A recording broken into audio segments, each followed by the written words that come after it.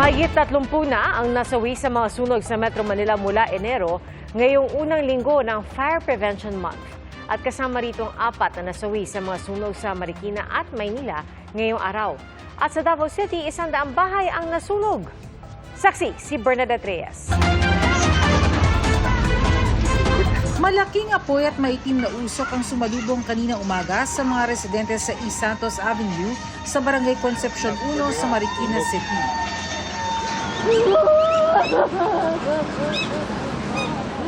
Tatlo ang nasawi. Ayon sa kamag-anak ng mga biktima, nagluluto ang padre di pamilya nang sumiklab ang apoy. May sinaing daw doon.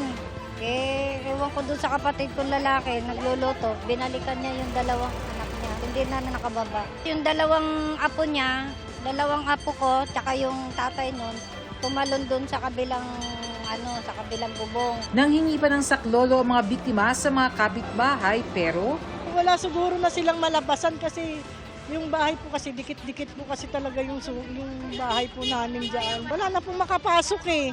Kasi ang lakas po nung sunog. Nakita ko, nagliliyab na yung kapitbahay. Akala ko may nagluluto. Grabe naman lakas yung kalan.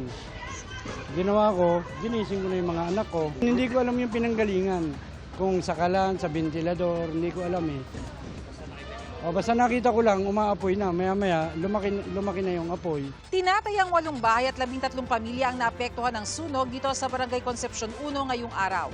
Hindi pa alam ang pinagmulan ng apoy pero may payo ang mga bumbero ngayong Fire Prevention Month. Sa ngayon po na mataas po ang ating heat index, pinapaalalahanan po natin ang ating mga kababayan na magdoble ingat kasi mainit po talaga, and ang ating mga saksakan, lalong-lalo na mga electric fan, kapag hindi po natin siya ginagamit, siguraduhin po natin siya na nakabunot, at ang mga ilaw natin ay siguraduhin na pag hindi ginagamit ay laging naka-switch off. Sa Tondo, Maynila, sunog din ang ikinasawi ng 83 anyos na lolang bedridden na. Yung nanay po niya, nasa itaas po, 83, hindi raw po makalakad. Bahagyang nasunog yung ibang bahay, more or less 4 na bahay ang nadama. Estimate talaga, under investigation pa yan. Ayon sa datos ng GMA Integrated News Research, aabot sa mahigit 500 sunog ang naitala ngayong taon sa NCR mula January 1 hanggang March 6. Nilamon din ang apoy ang nasa 100 bahay sa Davao City. Dahil gawa sa light materials at dikit-dikit ang mga bahay, mabilis na kumalat ang apoy. Mga gamit po na mga kuan po, mga sinina lang, tapos sinina lang. Ora po na mga kuan, paspas kayo di pa kaya. Di pa kayang kalayo. Ayon sa BFP Davao, 3 residente ang sugatan. Patuloy namang inaalam ang sanhi ng sunog. Para sa GMA Integrated News, ako si Bernadette Reyes, ang inyong saksi.